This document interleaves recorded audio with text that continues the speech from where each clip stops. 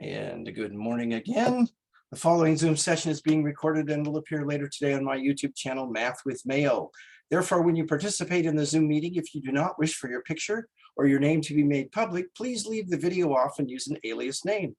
If you have questions during the meeting but do not wish to speak, email me at bmayo@ybcc.edu and I'll respond as soon as I can. All right, so today we're going to take a look at section 2.7. Coming up tomorrow, we're going to look at section 8.4 and the chapter 2 review. Thursday we'll review, and then Friday we'll have our first test, which will be over chapter 2 as well as section 8.4.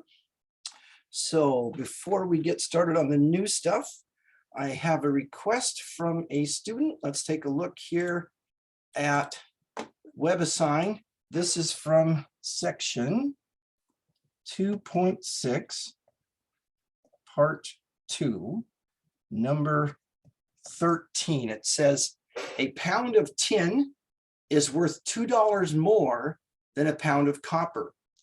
2 pounds of tin are mixed with 8 pounds of copper to make bronze that sells for $2.65 per pound. How much is a pound of tin worth? Okay, so let's go back to the whiteboard.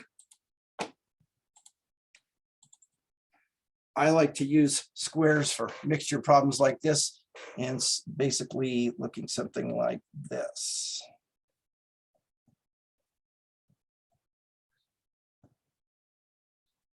All right. It says a pound of tin is worth $2 more than a pound of copper. A pound of tin is worth $2 more than a pound of copper. Let's tell you what, let's make this tin and this copper, and this will be bronze. All right. A pound of tin is worth $2 more than a pound of copper. Let's say the copper is worth X dollars a pound. The tin would be worth X plus $2 a pound. Okay. And we're also told that the bronze is going to sell for $2.65 a pound. Okay. Let's see, these are all per pound, per pound, per pound. Okay. So again, tin is $2 a pound more than copper, and the bronze mixture is going to sell for $2.65 a pound. What else do we know? It says 2 pounds of tin, so 2 pounds of tin, are mixed with 8 pounds of copper to make bronze. Well, let me ask you this. If we take 2 pounds of tin and mix it with 8 pounds of copper, how much bronze do we have? Well, we've got 2 plus 8 would be 10. Yeah, 10 pounds. So here is our equation. X plus 2, the price per pound, times the number of pounds, 2, plus X, the price per pound, times the number of pounds, 8, equals 2.65, the price per pound, times the number of pounds, 10. So there's our equation. Now, I could choose to get rid of the decimal, or I could leave it. Let's see. I'm going to leave it. Let's see what happens. So I've got 2x plus 4 plus 8x equals 26.5, right? 2.65 times 10. Okay. Combining like terms, 10x plus 4 equals 26.5. Subtract 4 from both sides, 10x equals 22.5. Divide both sides by 10, x equals 2.25. Because dividing by 10, you'd move the decimal point one place to the left. So how much is a pound of tin worth? $2.25. Actually, no. And that was I was going to say that too, but why not? This is X, that's the price of copper. Tin is $2 more. Yeah, I know, tricky. Let's see. So how much pounds? So per pound. Okay with that? Yes. Yeah. All right. Did you have any questions you wanted to look at before we go on? No, I kind of just watch the videos because it allows you to watch the videos and kind of walks you through the steps if you get confused. And so I just mostly did that. And if I didn't get it right the first time, I'd work it out a different way because I have a problem assigning a variable most of the time, and so it comes out wrong once. You do it the other way. Okay, all right. Well, we're going to go ahead and take a look at section 2.7, which is solving inequalities. Now, solving an inequality, for instance, something like x plus 7 less than or equal to 5x minus 3. So an inequality is going to have one of these, or one of those, or one of those, or one of those. Less than or equal to, greater than or equal to, as opposed just an equal sign or an equation, okay? Solving an inequality is very much like solving an equation. You can add the same quantity to both sides of the inequality. You can subtract the same quantity to both sides of the inequality. You can multiply or divide both sides of an inequality by the same non-zero number. However, here's the difference. If you multiply or divide both sides of an inequality by a negative number, you change the direction of the inequality sign, okay? Otherwise, everything's the same. So let's take a look at an example here. We've got x plus 5 greater than or equal to 2. So to solve this inequality, we would subtract 5 from both sides, and we'd have x greater than or equal to -3. Okay, let's say we had this inequality, h minus 18 less than or equal to -3. We'd add 18 to both sides and get h less than or equal to 15. Let's say we had this inequality, -7/8 x less than or equal to 21. We'd multiply both sides by -8/7. On the left, we'd get x. On the right, we'd get -24. 21/7 reduces to 3/1. But because we multiplied both sides by a negative, we change the direction of inequality sign. Okay, I want to back up and we'll come back to that stuff again. But we're not only going to solve inequalities, we're going to graph them on a number line, and we're going to write the solution using interval notation. And I want to talk about interval notation as well as we go on here. Let's say we have the following. X is less than 5. Well, this inequality is already solved. We have x on the left less than 5. Okay, so to graph this thing, we'll put 0 and we'll put 5. Okay, now it says x is less than 5, so it does not include 5.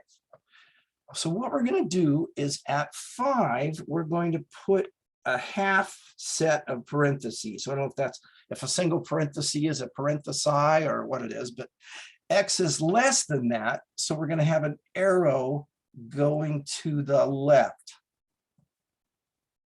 So it's everything to the left of, but not including 5. Okay.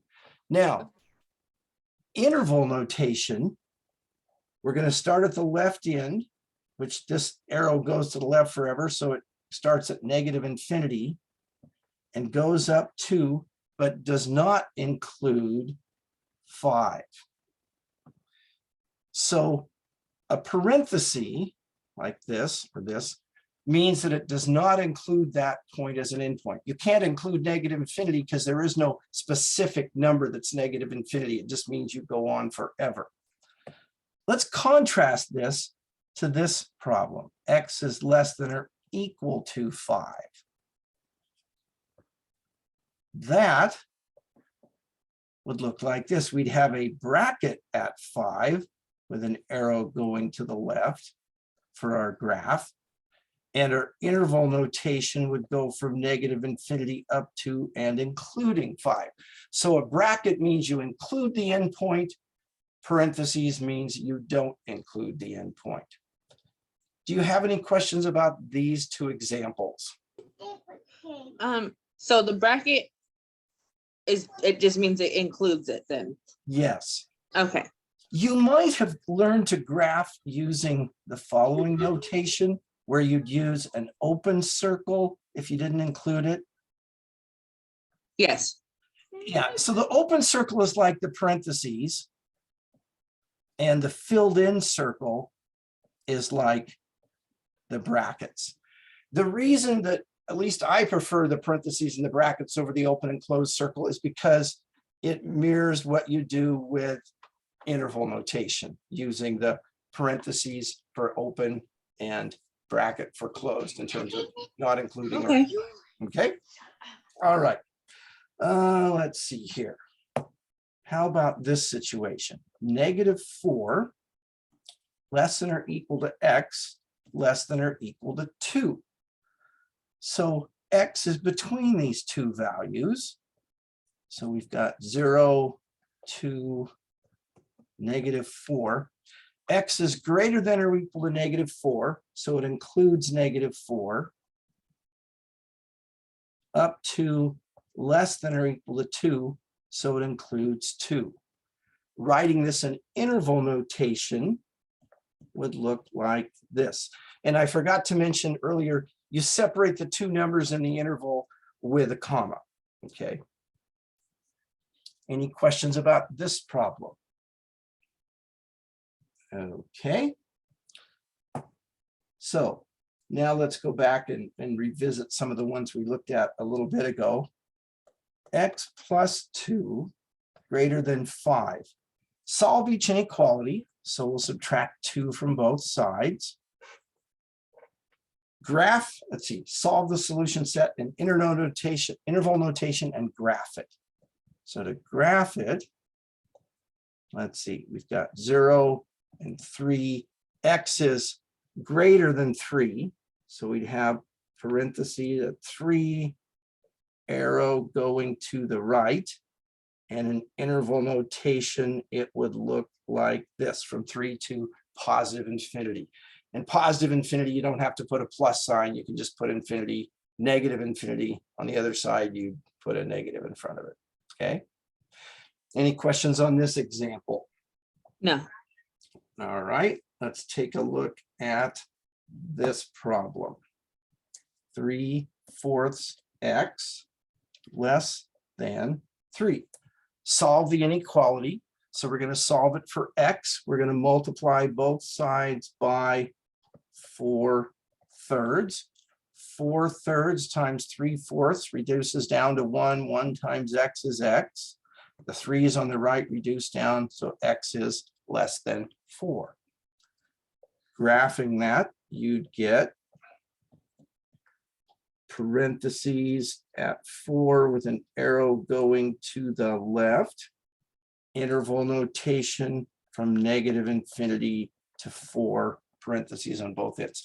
You always put the smallest number on the left to the largest number on the right. So for instance, if you were to write this, that makes no sense, okay? Smallest on the left, largest on the right. Now, let's see here. Yeah, okay, any questions there? No. Okay, let's take a look at this one. -6y greater than or equal to -6. So to solve this inequality, we'll just divide both sides by -6, which means we'll change the direction of the inequality symbol. Because if you multiply or divide both sides of an inequality statement by a negative number, that's when you change the direction of the inequality sign. So there's the solution. The graph, let's see, x is less than or equal to 1. So we'd have a bracket at 1 with an arrow going to the left. Interval notation, negative infinity to 1 with a bracket on the 1. Okay. How about this one? 32 less than 4x plus 8. I'm going to solve for x. I'm going to subtract 8 from both sides. Divide by 4.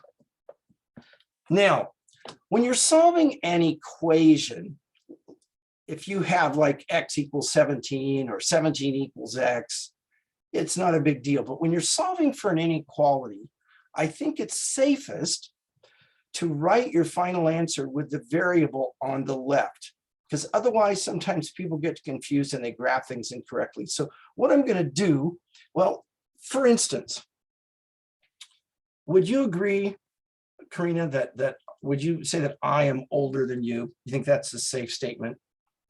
Yes. Okay, so we could say Ben greater as in age, Karina. Would it also be true to say Karina less than Ben? Are those equivalent statements? Yes.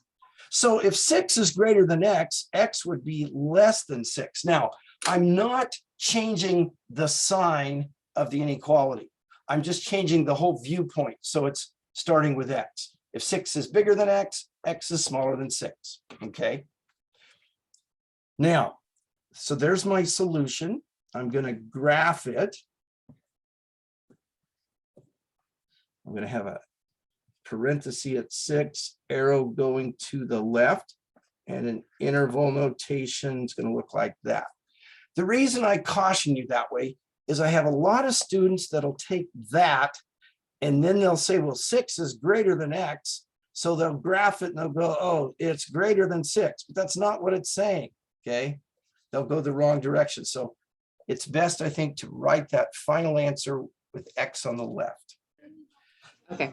Okay, let's see here. We have some decimals involved. 1.04 minus 7x greater than 0.2. I can choose to get rid of the decimals if I want. I have to move what? 2 places. So I'm going to multiply both sides of the inequality by 100. Distributing 100 times 1.04 is 104. 100 times minus 7x is minus 700x. And 0.2 times 100 would be what? 20. Okay. So I multiplied both sides by 100. Now I'm going to go back and solve for x. I'll subtract 104 from both sides. Negative 700x greater than what? Negative 60, not 60, negative 84. Negative 84. Okay. Then I'm going to come back and divide both sides by negative 700. That means I change the direction of the inequality sign. Okay. Negative divided by negative is going to be positive. 84 divided by 700 comes out. So x is less than 0.12. And let's see here, to graph this thing, I'm going to put 0 and 0.12. X is less than that. And then interval notation. You need to be careful graphing number lines in WebAssign. The thing you've got to be really careful of is the scale, because sometimes what they'll do, let's say you'll have a problem where it's x is less than 0.3, okay? And on the graph that's given ahead of time, it'll have something like this maybe, where the graph is in increments of 0.2 units. So then you've got to go, oh, we've got to go right in here. And if you're really close, it marks it right. But what'll happen is students will not pay a lot of attention to the scale, and it won't be in the same breakup of units as what they're graphing here. So just be really careful with that, okay? Okay, here, let's see. We have 8t plus 1 less than 4t minus 19. So to solve the inequality, I'm going to subtract 4t from both sides of the inequality. Then I'll subtract 1 from both sides. Now I'll divide both sides by 4. I didn't multiply or divide both sides by a negative number, so I don't change the direction of the inequality sign. Okay, let's see here. So the graph would look like this. X is, or excuse me, t is less than -5. And interval notation would go from -infinity up to -5, parentheses on both sides. Questions there? No. All right. Let's see here.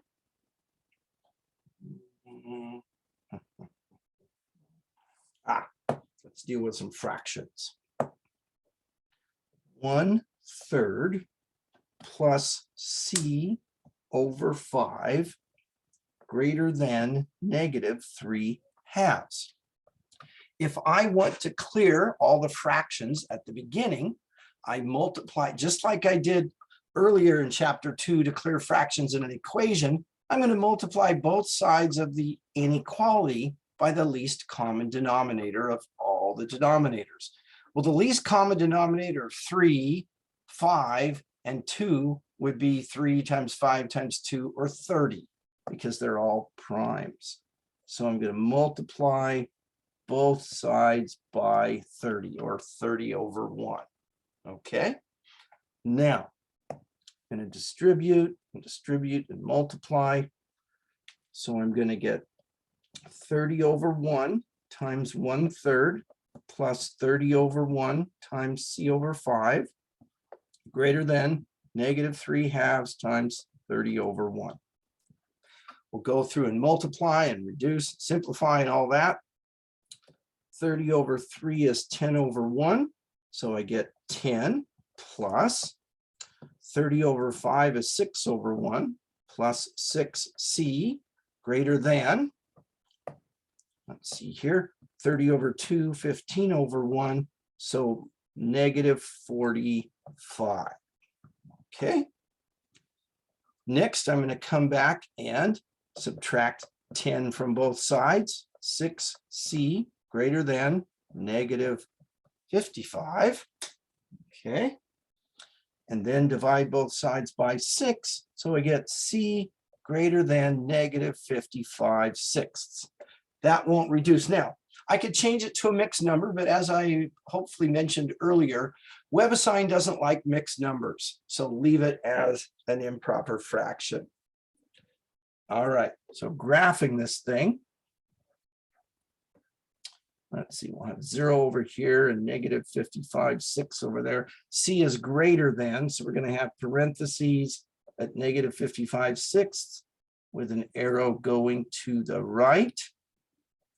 And then interval notation, -55/6, comma, +infinity, and again, parentheses around both sides.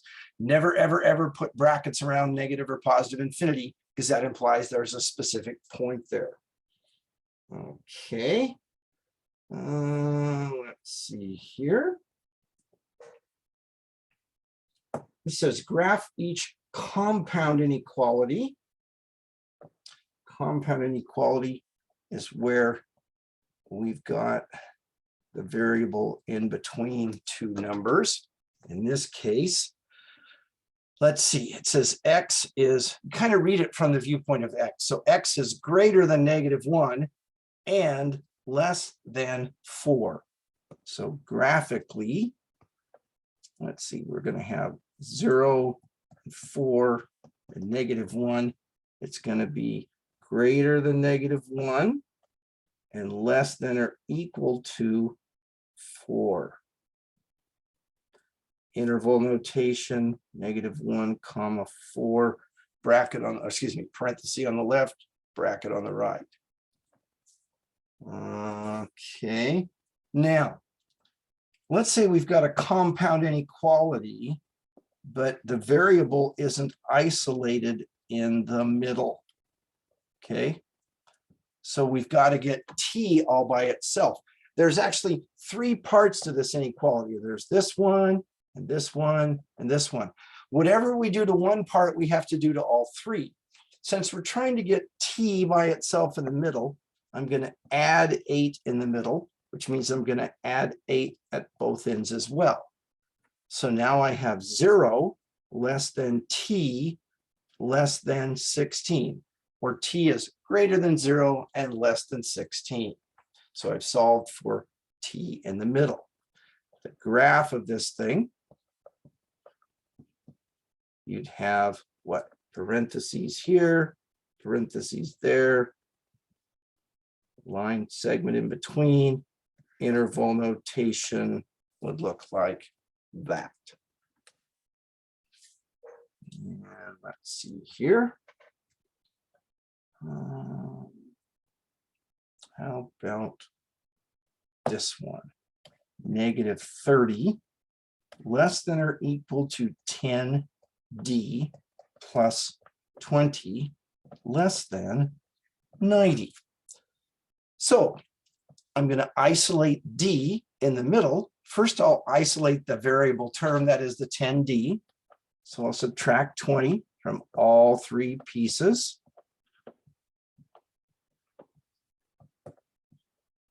Get that. Then I'll divide by 10, again, all three pieces.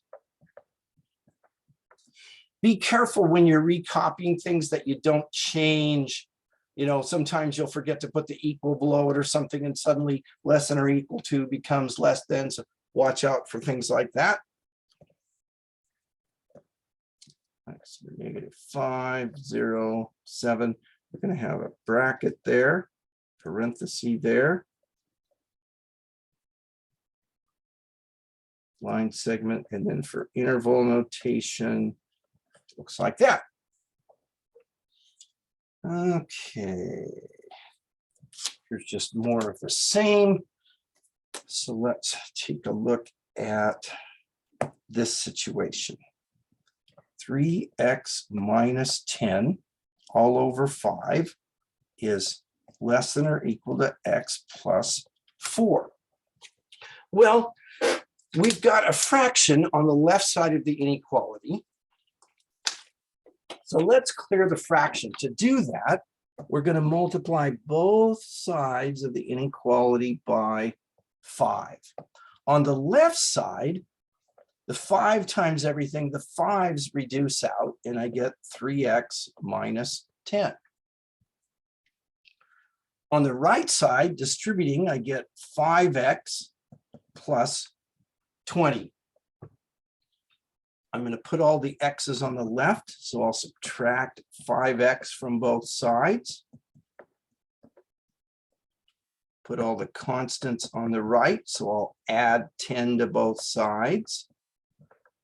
Divide both sides by -2. Since I'm dividing by a negative number, I change the direction of the inequality sign. So graphing that, let's see, we've got -15 and 0. X is greater than or equal to -15. X is greater than or equal to -15. Okay, let's see, how about this one? A divided by -25 plus 3 less than 3. Well, I could clear this fraction first, but I think that in this case, I'm just going to subtract 3 from both sides first. I could do it the other way, but that's going to give me this. Then I'm going to multiply both sides by -25. So on the left, I'm going to get A.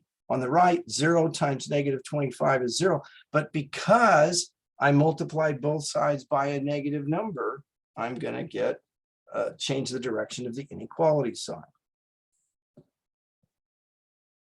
A is greater than 0 would look like this, and interval notation would look like that. Okay. How about this one.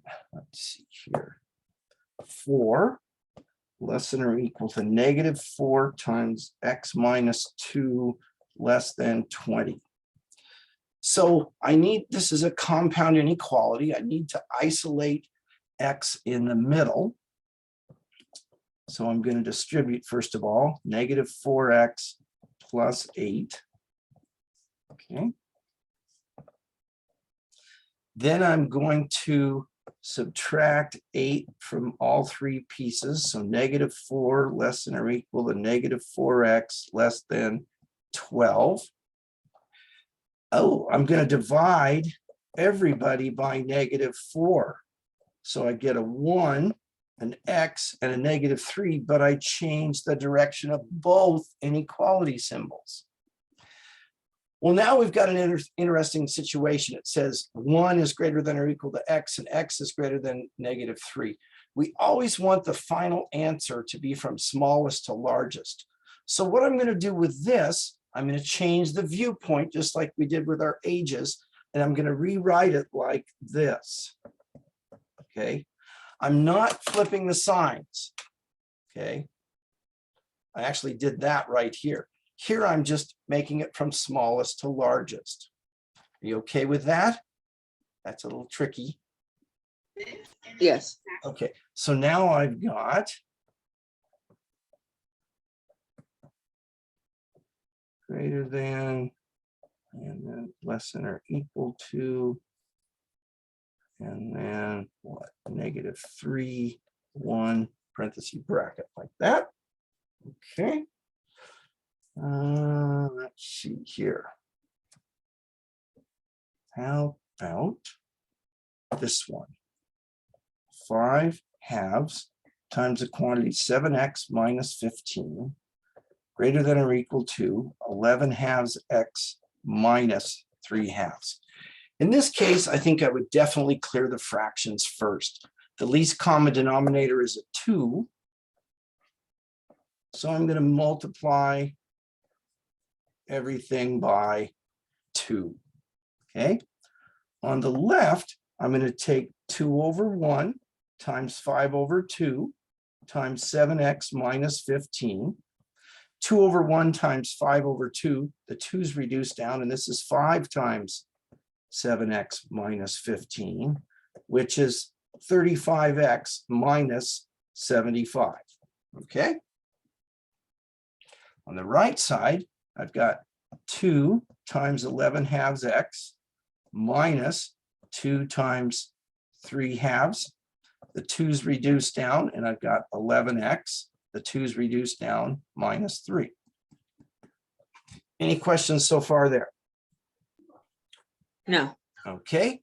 Continuing on, I'm going to solve for x on the left. I'm going to subtract 11x. So I get 24x minus 75 greater than or equal to -3. I'm going to add 75 to both sides. 24x greater than or equal to 72. I'm going to divide both sides by 24. X greater than or equal to, let's see, is that 3? I think it is. 72 divided by 24. 72 divided by 24 is 3. Okay. The graph. X is greater than or equal to 3. Interval notation, bracket 3, positive infinity, parentheses. Okay. Well, that's all I've got for you today. Tomorrow, we're going to continue. We're going to go on to section 8.4, which also deals with inequalities. And we'll talk about unions and intersections, but that's coming up tomorrow. Anyway, I'll be back today at 1:15 with an office hour, should you have any questions. Otherwise, have a great day. I'll stop the recording.